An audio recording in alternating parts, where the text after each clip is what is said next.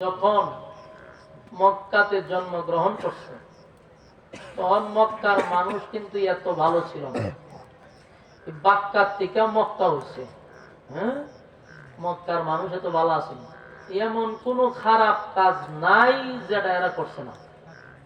যত কাম কুকাম দিনের কাম রাত্রের কাম আছে কোনো কাম বাদ রাখছে না। এরা সব কাম করুন না লোক তারা এই পরিমাণ খারাপ কাজ এরা করত। যে জগৎটাকে বলা হয়তো অন্ধকারের যুগ, বর্বর জাহিলিয়তের যুগ। এরা জীবিত কন্যারে পর্যন্ত খবর দিয়ে দিত। আপনার এলাকায় তোমরা নাউজুবিল্লাহ আসেনি? শিখায় করছি তো মুখ বন্ধ তাহার কথা বলি। আস্তে আস্তে হইতে বেশি জোরে হন যেত না। আমার কথা হলো আমরা একটু জুড়ি হই। বিষয়টা হইল আমরার সন্তান ছেলে হোক মেয়ে হোক মা বাবার দরদ আছে না নাই? কিন্তু এরা করত কি, মেয়ে সন্তানটাকে জীবিত খবর দিয়ে দিত। এটা কত খারাপ আছে না বুঝালাম। ওই যুগের কথা, যুগটা খুব খারাপ ছিল। আর রাসূলের 40 বছর পর্যন্ত তো কালেমার দাওয়াত দিছে না। এই যুগটাও খারাপ হয়েছিল। যখন রাসূল নবুয়ত প্রাপ্ত হইল তখন কালেমার দাওয়াত দেওয়া শুরু করলো। তো কালেমার দাওয়াত যখন শুরু করছে তখনও মানুষ যে সব ভালো গেছে বিষয়টা এমন না। কারণ নবীজি 13 বছর খালি মাইরি হয়েছে মক্কায়। এই জাতি কত খারাপ যে তার নবীর উপরে আঘাত করে। জাতি কিন্তু ভালো না। এরকম পরিস্থিতিতে মানুষ এতটা খারাপ, চতুষ্পদ জানোয়ারের মতো একটা মানুষ। এত খারাপের ভিতরও এদের একটা গুণ আছিল বাবা। কথা যদি মনোযোগ না শুনেন ফাও যদি আমার সময় কিন্তু টিকে যাবো, কিন্তু আপনি আউতি আর যাউতি কুছ নেই পাউতি, আইলেন আর গেলেন, কোনো কাম হইল না। মনোযোগ দেন, সানে নজরুলটা একটু বোঝার চেষ্টা করেন। এত খারাপ মানুষের মধ্যে এদের গুণ কিছু ভালো ছিল। বলুন, খারাপ মানুষের মধ্যে কি ছিল? গুণ, কিছু গুণ ভালো ছিল, যে গুণটা আল্লাহর কাছে পছন্দনীয়। খারাপ মানুষের মধ্যে কিছু ভালো কাজ এরা করত। আপনি দেখবেন যত খারাপই লোকটা হোক, মাঝে মধ্যে দেখবেন কিছু লোক খারাপ কিন্তু হের মোটামুটি সম্মান আছে। সুদ ঘুষ যাওই খায়, নামাজ পড়ুক আর না পড়ুক, কিন্তু একটা সম্মান আছে সমাজ। এরকম লোক আছে না? নামাজ পড়ে না, রোজাও রাখে না, আরে সুদ খায়, ঘুষ খায়, কিন্তু সম্মান আছে কে রে বলে তালাশ করে দেখা হয় কোনো না কোনো গুণ, ভালো গুণ আছে। কারণ একটা গুণের কারণে আল্লাহ তার সম্মানী বানায় দেয়। আমার কথা বুঝুননি? বুঝলে হা না কইয়া, তাহলে আমি বুঝুন, বুঝতেছেন। একবার চোখ থাকলে আমি চিন্তার থাকি আমার ভাষা বুঝছি না।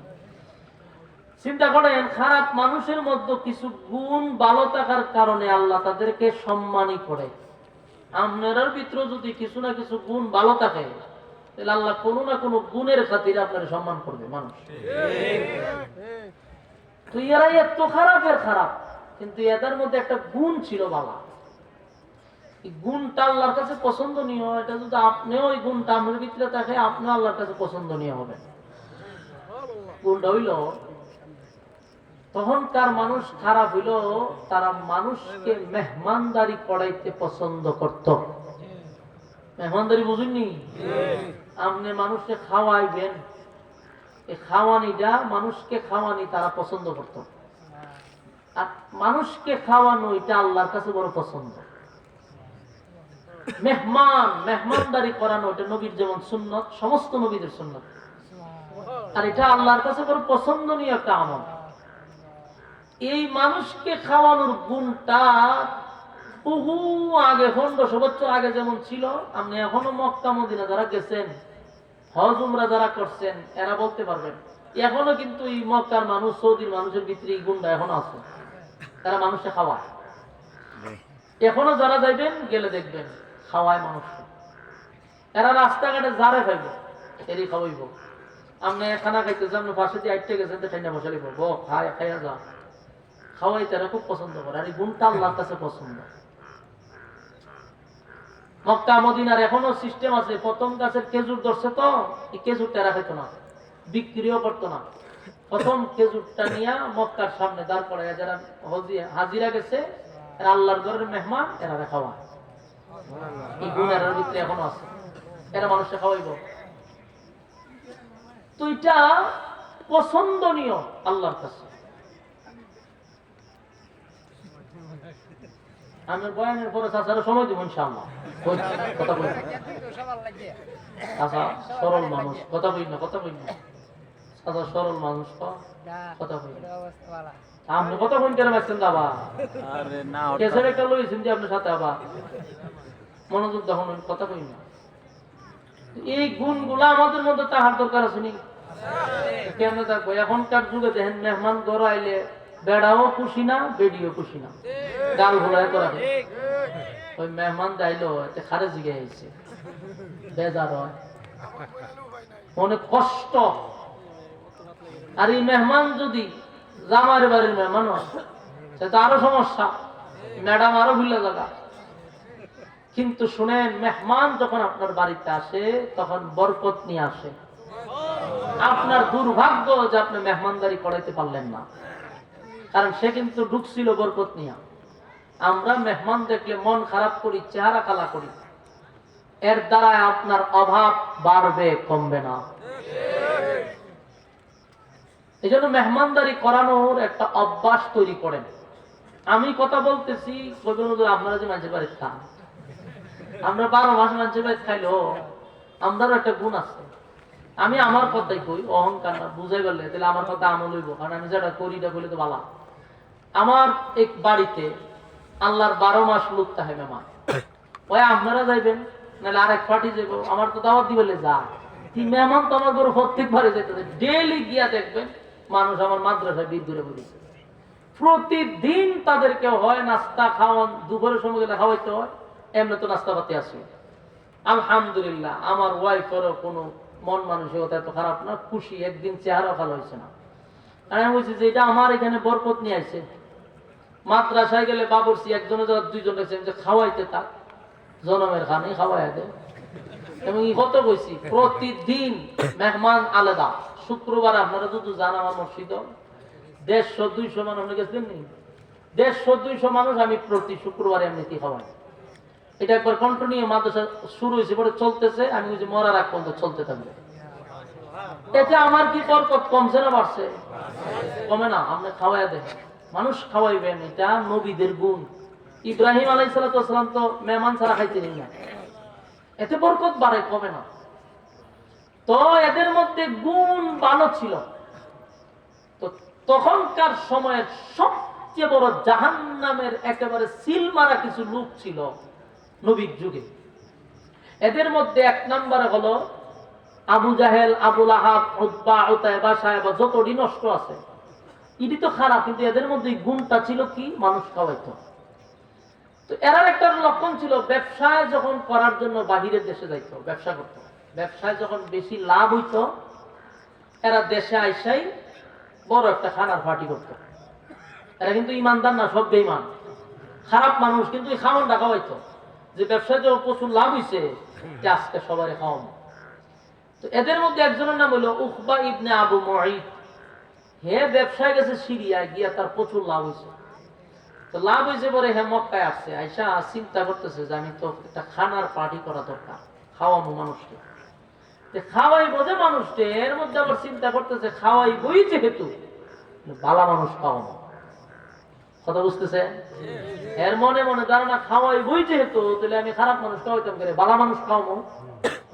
তো সে চোখ বন্ধ করে দেখছে ভালো মানুষ কেনা, গোটা মক্কা নগরীতে আল্লাহর রাসূলের চেয়ে ভালো মানুষের চোখ আর কেউ নাই। সে কিন্তু একেবারে ডাইরেক্ট বেঈমান, সিল মারা জাহান্নামী, কিন্তু তার চোখে রাসূলের চেয়ে ভালো মানুষ কেউ নাই।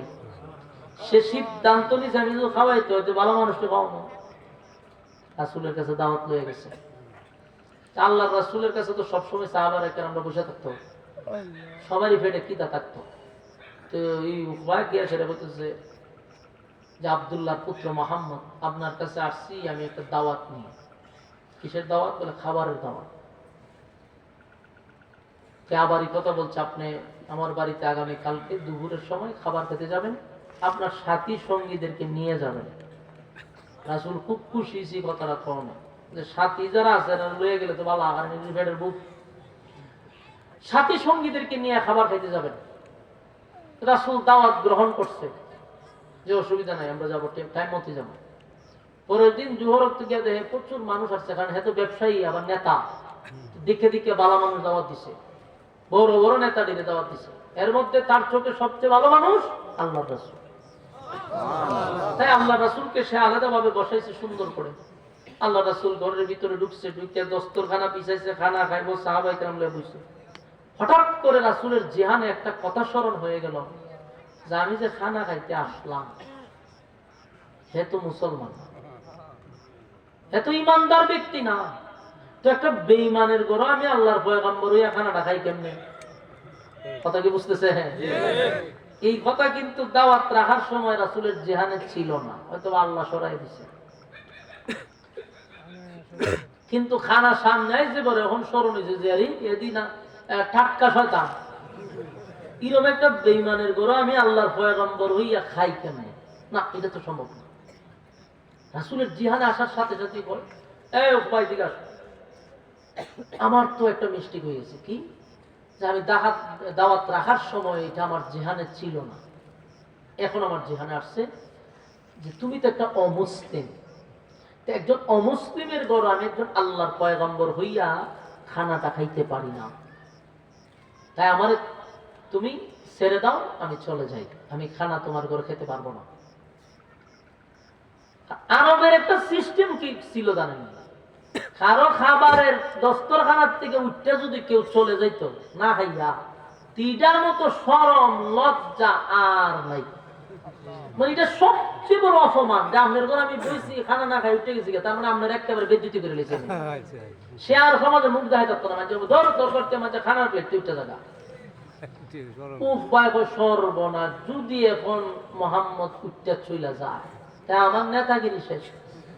আমি যে নেতা হমু, ওই নেতাগিরি শেষ। কারণ এমন একটা বাবা মানুষ যদি না খাই উঠতে থাকা, তা আমি আর এই মক্কাতে মুখ দেখার মতন নেই। মাথা তার দিয়া বলছি, এটা আপনি কি বললেন? আমি সব কইরা সবচেয়ে ভালো মানুষটাকে দাওয়াত দিলাম, আমার বাড়িতে মেহমানে ভরপুর, এই মুহূর্তে যদি আপনি দস্তরখানার থেকে উঠে চলে যান, আমার তো মরণ ছাড়ার কোনো উপায় নেই, আপনি কাজ করতে পারেন না। বললো, দেখো আমি তো জিহানে ছিল না, আমার স্মরণ ছিল না, কিন্তু এখন স্মরণ আসছে যে তুমি একজন মুসলিম, আর আমি একজন আল্লাহর পয়গম্বর, আমি একত্ববাদী, খোদার উপরে বিশ্বাসী, আমি কালেমার দাওয়াত দিয়া আমার এই সাহাবায়ে কেরাম যে আমার কাছে ঈমান আনছে, এরা ঈমানদার, এরা মুসলিম, তুমিও মুসলিম, এটা হতে পারে না। উপায় হয় আপনি সব বরস করে নেবেন, উঠতে পারবেন না, আপনি উঠলে আমি শেষ, হয় আমার মরণ ছাড়া কোনো উপায় নেই। কারণ মান সম্মান ইজ্জত আমার মাটির সাথে মিশে যাবে, নেতাগিরি আমার বন্ধ হবে। করছেনি মহা মুসিবত। আল্লাহ রাসূল বলে, ঠিক আছে, তুমি যদি এরকমই করো, তাহলে আমার একটা শর্ত আছে, শর্ত সাপেক্ষে আমি খানা খাবো। আপনার শর্ত কি? কোন শর্ত হইল, তুমি কালেমা করে ঈমান আনো।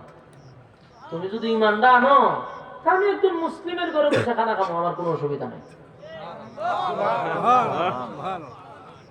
উপায় হয়েছে খাম। এখন কি করি? এখন কালেমা না বললো বিপদ, উনি যাবো গা, আর উনি গেলে গাও আমার বিপদ, মুখ দেখাইতে পারবো না। সর্বদিক বিবেচনা করে চিন্তা করে দেখলো, যাই হোক যাই বলে কালেমা করে লেগে তখন বলে না, আমি উঠতেন না, আপনি বসেন, আমি কালেমা করে ঈমান আনতেছি, তাও আমরা যাই না। উপায় কালেমা পড়ছে, ঈমান আনছে। উপায় কিন্তু সাধারণ কোন লোক না, সে কুরাইশ বংশের, আবার কুরাইশের একজন নেতা, তার পাওয়ার আছে, ব্যবসায়ী নেতায় ফিরে গেছে কালেমা। রাসূল তো খুব খুশি, এরকম একটা নেতা কালেমা পড়ছে। আল্লাহ রাসূল খুশি হইয়া সাহাবায়ে কেরামদেরকে নিয়ে পেট ভরে খানা খাইছে। খানা খাইয়া তার সাথে কোলাকুলি কইরা খুশির মনে, হাসি খুশি মনে তার ঘর থেকে বাহির হয়েছে। আল্লাহ রাসূল চলে গেছে। তো নেতা যে কালেমা পড়ছে, এটা কি আর ঘরে থাকবো? এই খবর গ্রামে গঞ্জে শহরে বন্দরে সব জায়গায় মিডিয়ায় প্রচার করে দিয়েছে। মিডিয়া বলতে তখনকার এই সমস্ত মিডিয়া ছিল না, তখন ছিল মুখ মিডিয়া। একজনের মুখ আরেকজনের মুখ করতে করতে পুরো মক্কা বাস হয়ে গেছে। আর এই খবর গেছে গা আবু জাহিল্লার কানো, আবু লাহেব তার কানো, এই বড় বড় যতটা আছে শয়তান সবটির কানো গেছে। হেরার শান্তি গেছে পুরা গরমে। যেটা কিভাবে সম্ভব? আমাদের সাথে ব্যবসা করে, আমাদের সাথে চলে, আমাদেরই বন্ধু মানুষ, সে একত্ববাদী খোদার উপরে ঈমান আনছে, এটা হতে পারে না। তাই সবাই মিল্লা উকবার বাড়ি ঘেরাও করছে। ওই যে সব শয়তান দিয়ে কেন আছে আয়া বাড়ি ঘেরাও করছে। আবু জাহিল্লা ডাক দিছে, রে উকবা ঘরে আছো? বলে আসি। বাইরে শুনলাম তুই নাকি কালেমা পড়ছস। অহংকার কথা বানা, এক কালেমা পড়ছস নি? বলে পড়ছি। তুই যে কালেমা বললি, আমরার সাথে ব্যবসা করস, আমাদের সাথে উঠা বসা করস, তুই আমাদেরকে বন্ধু হিসাবে পরিচয় দেস, ব্যবসায় কি সাথে করস? যত আকাম কুকাম করি সব তোর লইয়া করি। যদি বুতলও খায় তোর একটা দিয়া খায়। বাস্তব নেই, বুতল খায় তাও তোরে দিয়া খায়। যত আকাম কুকাম করি তোরে লইয়া করি, সব কিছু তোরে লইয়া করলাম, আর তুই কালেমাটা বললি আমরা বাদ দিয়ে একা। এটা তো মাইনা নেওয়া যায় না। তাহলে তুই কি কালেমা সত্যিই পড়ছ? দোস্ত সত্যিই পড়ছি। তাহলে ঠিক আছে, আজকের থেকে তোর সাথে আমাদের আর কোন সম্পর্ক নেই। সমস্ত বন্ধু মহল থেকে তোরে বয়কট করে দিলাম। আজ থেকে তোর সাথে কোনো সম্পর্ক, ব্যবসারও সম্পর্ক নাই, বন্ধুত্বেরও সম্পর্ক নাই, সবকিছু তোর থেকে আমরা আলাদা করলাম। এই কথা বইলা আবু জাহিল, আবু লাহেব বা উতবা সাহেব সবটি রাগ কইরা এর বাড়িতে যাবা। এমনি উকবায় পিছন দিয়ে ডাক দিছে, দুস্ত যাইস না, খারাপ ডাক দিয়ান। আমি কালেমা পড়ছি, কথাটি ভুল, কিন্তু কালেমাটা আমি আসলে পলিটিক্সের কালেমা পড়ছি। নাউজুবিল্লাহ হইতে না। কিসের কালেমা পড়ছে? পলিটিক্সের। পলিটিক্স বুঝুননি? টিক্সের উপরে টিক্স, এর নাম পলিটিক্স। যত টিক্স কাটাইতে পারবেন এটা হয় পলিটিক্স। হে উঠতে কয় আমি তো কালেমা পড়ছি ঠিক, কিন্তু এটা পলিটিক্সের কালেমা পড়ছি। মানে রাজুকে পলিটিক্সের কালেমা দিতা বলে ভাই বিপদ হইরা আমার বাড়ি টানছি দাওয়াত দিয়া, সে কালেমা না বললে আমার বাড়ির থেকে না খাই উঠতে থাকে, আমার মান সম্মান সব শেষ। মান সম্মান বাঁচাইতে গিয়া পাবলিকের হাতে শরম পাবো বলে আমি বাধ্য হইয়া কালেমাটা পড়ছি। এখন তা বুঝাইলা এটা কোন ধরনের কালেমারি? তা বুঝাইলা কয় দোস্ত সত্যি কর, মুহাম্মাদের কালেমা যে একবার পড়ছে জীবন গেলেও কালেমা ছাড়ে না।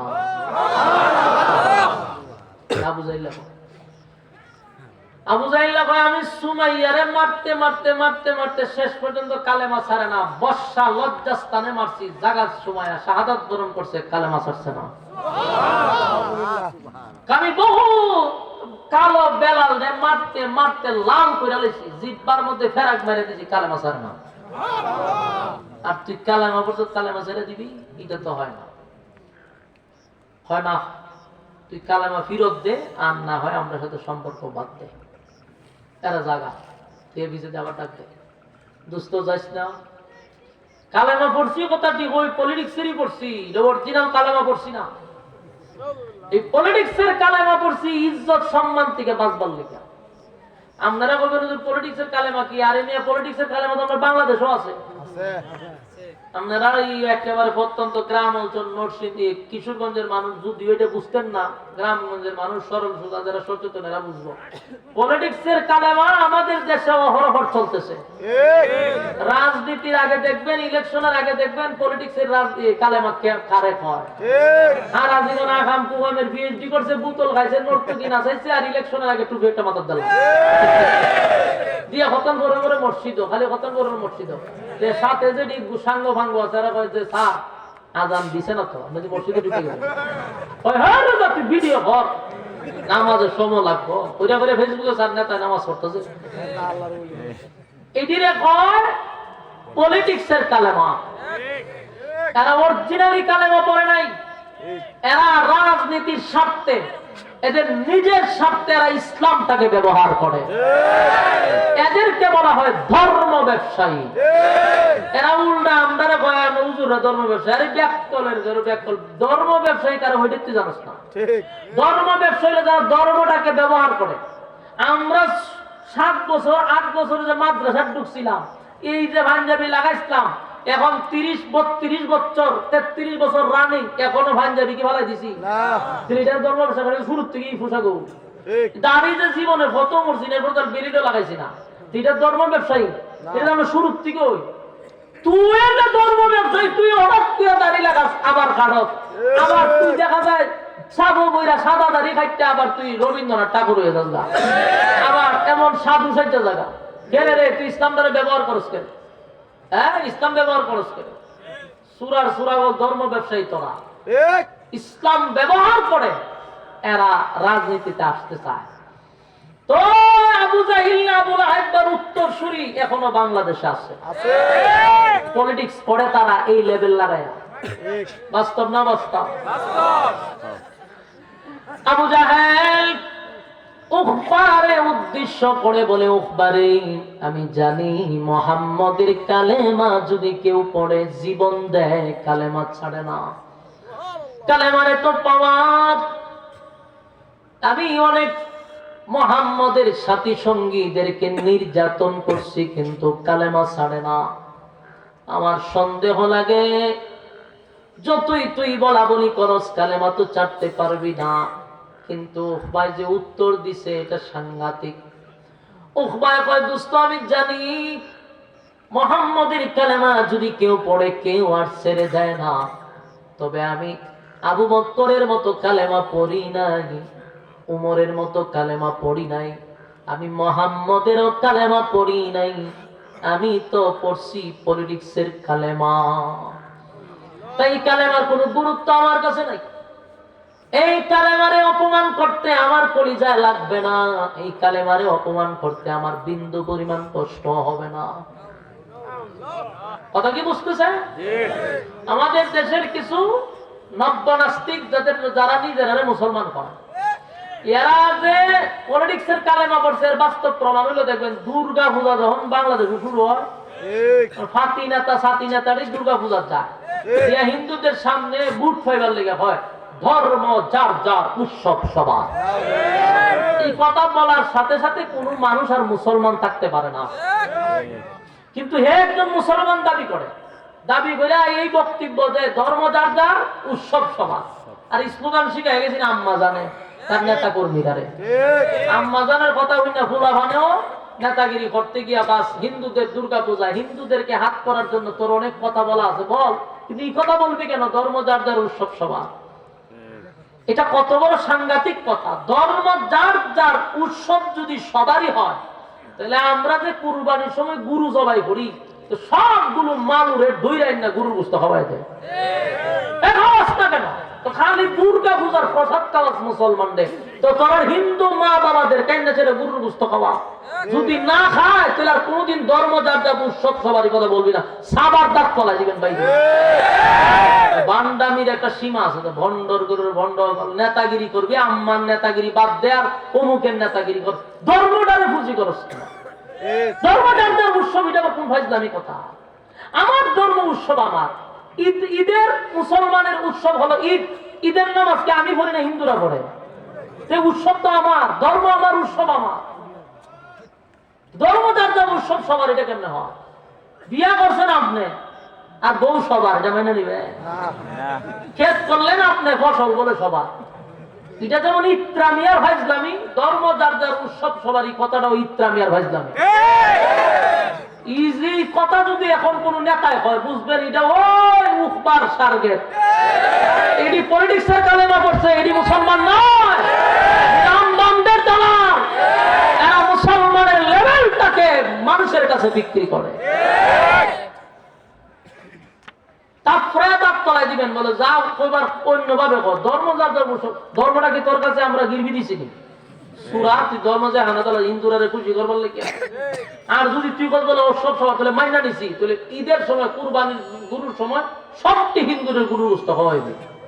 যাইতা ধরে খাওয়াই দিবি, বলে কিতা করবে তোরা উৎসব না গিয়া হয়েছে ধর্মদার উৎসব সভা। আমার যুবক ভাইরা এই বাউতাবাজি আর দান্দাবাজি করে করে তারা ইসলামটারে মানুষের সামনে বিতর্কিত করে। এরাই কিন্তু করে ধর্ম ব্যবসা, উল্টা আলেমদের উপরে অপবাদ দেয়। অথচ বোঝা দরকার আলেমরা জন্মের পর থেকে এই পোশাক আর এই লেবাস ধরছে, এটা ছাড়ছে না। তুই তো বেড়া জীবনে দাঁড়িয়ে রাখস না, নামাজ পড়স না, রোজা রাখস না, সুদে ঘুষে পিএইচডি করা। ইলেকশন ডাইলে হাতে তসবি লইয়া আর মাথায় একটা টুপি দেয়, বুঝুই যায় যে বাটপার। হঠাৎ টুপি লাগাইলে এর বাটপারের মতো লাগে। শয়তানের খালাত তো ভাই লাগাইছে টুপি, এটা কি সুন্দর লাগেনি? আমার যুবক ভাইরা উখবা ডাক দিয়া বলেন আবু জাহিল্লারে উদ্দেশ্য করে, বলে দুস্ত আমি কালেমা পড়ছি কথা ঠিক, কিন্তু এটা যে পলিটিক্সের কালেমা, নিজের ইজ্জত বাঁচানোর জন্য, নেতাগিরি টিকা রাখার জন্য, মুহাম্মদ যদি আমার ঘর থেকে উঠে যাইত, আমার মান সম্মান সব চলে যেত, আর নেতাগিরি আমার সব যাইতো গুল্লায়। তাই বাঁচার জন্য তাৎক্ষণিক পলিটিক্সের কালেমাটা পড়ছি, মুহাম্মদকে খুশি করে দিলাম। আবু জাহিল্লাহ কয় দোস্ত সব বুঝলাম, কিন্তু আমাদের বিশ্বাস হয় না রে, আমাদের বিশ্বাস হয় না বন্ধু, আমাদের বিশ্বাস হয় না। তুই কালেমা পরে মুহাম্মদকে যতটুক খুশি করছস, কালেমাটা ফেরত দিয়া আমাদেরকে এর থেকে বেশি খুশি করতে হবে। আপনার এলাকাত নাউজুবিল্লাহ থাকলে হতে পারে, আসেনি নাউজুবিল্লাহ? কোন সময় টাটা বললে মহন না বলে কোন সময় করবে? আবু জাহিল্লাহ কত বড় বেয়াদব চিন্তা করছে। এই জন্য আমি ইয়ং জেনারেশন, এখানে যারা ইয়ং ফুলাফান আছেন, 25-এর ভিতরে যারা আছেন, ইউয়াস আপনারা লেগে মনোযোগ দেখুন। বন্ধু যে কত ভয়ঙ্কর এই ওয়াজ শুনলে আপনি বুঝতে পারবেন। এই জন্য যার তার সঙ্গে বন্ধুত্ব করবেন না। হ্যাঁ যুবক ভাই দরদ লাগায় কথাটি কইতেছি, যারা ইয়ং আছেন 25-30-এর ভিতরে বয়স, যাদের যারে তারে বন্ধু বানায়েন না। বন্ধু হয় জান্নাতে নিবে, আর না হয় জাহান্নামে নিয়ে যাবে। বেশিরভাগ বন্ধু মানুষকে জাহান্নামে নেয়, দুনিয়া তো ফেরে জাহান্নাম বানায় নিছে। যতগুলো বিড়ি খায়, কোন চান বিড়ি কি মা বাপে 7 বছরের সময় শিখাইছে, বলে বাবা একটু মুখলে একটা টান দো তো দেখি, এই তো পারছো মাশাআল্লাহ মাশাআল্লাহ, কিভাবে কি শিখাইছে? তুই শিখলো করতে গিয়া বন্ধু শিখায়, মা বাপে শিখায় না, আত্মীয় স্বজনও শিখায় না। ওই যে বন্ধুর লোকে চলে, বন্ধু হইলো সিগারেট করতে, হেরে কিতা শিখাইবো, গাঞ্জা খাওয়া শিখাইবো। তুই যে গেছত বিড়িপুরের সাথে, তোর বিড়ি হইব দুস্থ দিলে টান দে, এখন আরে খাসি উঠে, এখন একটা টান দে, প্রথম খাসি উঠবো, ভালো লাগবো টান দে। এই তো এরা শিখানি শুরু করছে। এরা যখন শিখাইছে, প্রথম মাছ না দিয়া শিখায়, নিজের টেয়া খরচ করে খাওয়ায় শিখায়। শিখালেছে বলে খাওয়ালে একটা লই আসি, শিখালেছে ও আগে যে খাওয়াইছি এটা শুধু আসলে তুললে আনে। আপনি একটু খেয়াল করে দেখেন, যতগুলা সিগারেট মানুষ খায়, এখানে যারা মুরব্বী আছে এরাও তো খায়, কিন্তু এরাও যে খাইছে, এরাও ওই সময় বন্ধুত্ব শিখছে। কারণ এটি কেউ আত্মীয় স্বজনে শিখায় না, এটি বন্ধু শিখায়। যারা নেশাগ্রস্ত, জুয়া যেটি খেলে, জুয়া এখন তো শুরু হয়েছে মোবাইলে জুয়া খেলা, ঠিক না? এই যে জুয়া খেলা শিখছে, শিক্ষা ফুতের লেখাপড়া তো শেষ হই, এরপরে বাপের জাগা সম্পত্তি সব শেষ। এই জুয়াটাও বন্ধুর থেকে শিখছে, একা একা শিখে নাই। এরপরে নেশাগ্রস্ত, ট্যাবলেট খায়, ইয়াবা খায়, নেশা, যত ধরনের নেশা তো বাসে, সব বন্ধুত্ব শিখে। এই জন্য সাবধান সাবধান, বন্ধুত্ব যার তার সাথে করবেন না। এই বন্ধুর কারণে হয়তো জাহান্নামের ভিতরে যাবেন, আর না হয় বন্ধুর কারণে আবার কেউ জান্নাতে যাবে। যার সাথে যার মহব্বত, তার সাথে তার কিয়ামত। যার তার সাথে বন্ধুত্ব কইরো না। ভালো মানুষের সঙ্গে যদি চলো, একটা বাক্য আছে আমাদের গ্রামের, প্রবাদ আছে, সৎ সঙ্গে সৎবাস, অসৎ সঙ্গে সর্বনাশ। এটা আছে না আপনার এলাকা? ও সঙ্গী গুণে লোহা জলে বাসে, লোহা কিন্তু একা একা পানির উপর দিয়া বাসে না। লোহাটা যখন কোন কাঠে আপনি প্যারাক মেরে দিবেন, কাঠটা নদীতে ছেড়ে দিলেই লোহাটারে লইয়া কাঠে চলে যায়। তার মানে সঙ্গী গুণে লোহা জ্বলে বসে, সৎ সঙ্গে সৎবাস, অসৎ সঙ্গে সর্বনাশ। আমার যুবক ভাইদেরকে বলি, বন্ধু নির্বাচন করার ক্ষেত্রে খুব সাবধান। তাকায়া দেখেন, আমার নবীর বন্ধু ছিল আবু বকর। আবু বকর কেমন একজন বন্ধু বানাইছে। বন্ধু সাবধান। আপনার যদি বন্ধু তালাশ করে না পাওয়া যায়, মসজিদের মুয়াজ্জিনের সঙ্গে বন্ধুত্ব করেন, তাও ভালো, সে নামাজ পড়ে। মুয়াজ্জিন কারো মানুষের সাথে সিগারেট খায় না, মুয়াজ্জিন কারো মানুষের সম্পদ দখল করে না, মিথ্যা কথা বলে না, চুরি বাটপারি করে না। সে সৎ মানুষ, আজান দেয়, নামাজের একামত দেয়, মসজিদ পরিষ্কার করে, যার জিন্দেগি খুব সুন্দর। দুনিয়াতে যদিও এই চাকরিটাকে মানুষ নিম্ন চাকরি মনে করে, কিয়ামতের কঠিন ময়দানে মুয়াজ্জিনদের সম্মান থাকবে সবার উপরে। জোরে জোরে কোন সুবহানাল্লাহ। আপনি যদি বন্ধু তালাশ করে না পান, আমি ওয়াদা দিলাম, আপনি মসজিদের ইমাম রে বন্ধু বানায় নেন, তাও আপনার জীবন ধন্য। ইমাম 5 ওয়াক্ত নামাজ পড়ে এবং পড়ায়, এর থেকে ভালো মানুষ কোথায় পাবেন? তাহলে আপনি বন্ধু না পাইলে ইমামের সঙ্গে বন্ধুত্ব করেন। তারপরেও বাজে মানুষের কাছে যাবেন না। সে আপনার দুনিয়াটাকেও ধ্বংস করে দিবে, সে আপনার পরকালটাও ধ্বংস করে দিবে। দুনিয়ার জিন্দেগি আপনার শেষ করে দিবে, পরকালের জিন্দেগি আপনার ধ্বংস করে দিবে। তাই আমি প্রত্যেকটা গার্জিয়ান যারা আছেন, যাদের ছেলে সন্তান আছে, মুরব্বী বাবাদেরকে বলছি, এই কথাটি আপনাদের জন্য বড় দামি কথা, হীরার চেয়েও দামি, এর থেকে দামি কথা হতে পারে না। নিজের সন্তানকে যদি কন্ট্রোলে না রাখতে পারেন, আল্লাহর কসম, আল্লাহর কসম, এই সন্তান যদি এখনই কন্ট্রোলে না রাখতে পারেন, আপনার জীবন ব্যর্থ। ব্যর্থ বাবা হিসাবে আপনি লজ্জিত, আপনার মতো ব্যর্থ নাই। কারণ মানুষের সবচেয়ে বড় সম্পদ হইল সন্তান। সন্তান যদি ভালো হয়, বাবার গর্বের কোনো সীমা নাই। সন্তান যদি খারাপ হয়, বাবার লজ্জার কোনো সীমা নাই। দিন 14টা বিচার লই এমন লাগে, ঠিক নেই? এগুলা কিন্তু লজ্জা। যারা আপনাদের এলাকার একজন বক্তা আছে, কিশোরগঞ্জের একজন বক্তা হলো সুরে বেলালি, নাম শুনছেন না? লোকটা শুনছি সৎ মানুষ, সরল সোজা, ভালো, কিন্তু ফুলা একটা বড় মারাত্মক ডেঞ্জারাস। এই ছেলের কারণে বেচারার মান সম্মান ইজ্জত সব শেষ করছে। নিজে বাবা হইয়া জেলখানায় কয়েকবার ঢুকাইছে। হেরে আমার জীবন শেষ, আমার মান সম্মান শেষ, আমার কেতি যা করছিলাম সব এই ফুলায় ধ্বংস করছে। আমি নিজে বাপ হইয়া জেলখানায় ঢুকাইছি। হ্যাঁ, আমাদের নাম দিয়া, যখন আমার নাম সোহাইব আহমদ আশরাফি, হে সোহাইব আহমদ আশরাফি দিয়ে আইডি খুলে তুললা, এই মানুষের মেসেজ দিয়ে ভাই আমি আশরাফি বলছি, প্রোগ্রাম লাগলে যোগাযোগ করো।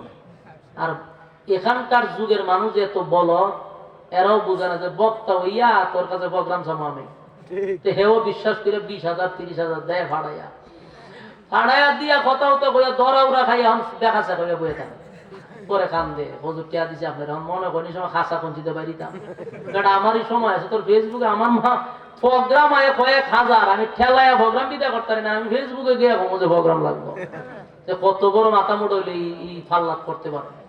এর বিচার উনতে উনতে কিশোরগঞ্জের সুরে বেলালি সাহেবের ছেলে যে একটা, হে যে কত প্রতারণা করছে এটা বলার মতো না। লাখ লাখ টাকা হাতায় এনেছে আমরা নাম দিয়া, আমার নাম, আরিফ বিন হাবিব সাহেবের নাম, এরপরে রফিকুল ইসলাম মাদানির নাম দিয়া, এই সমস্ত বন্ডামি করে লক্ষ লক্ষ টাকা নিছে। এই যে বাপ তো ছিল আলেম, কিন্তু এর কারণে মুখ দেখাইতে পারে না, তাছাড়া কান্দে মাঝে মধ্যে, যে এর কারণে আমার মান সম্মান শেষ। তেজ্য পুত্র করছে, বছর তেজ্য পুত্র করেছে, এর সাথে আমার কোনো সম্পর্ক নাই। বলুন তো দেখি, সন্তান যদি ভালো হইতো কি কথা বলতো, বেটার ভিতরে কত কষ্ট। এই জন্য সন্তান গুলারে আপনি মানুষ করতে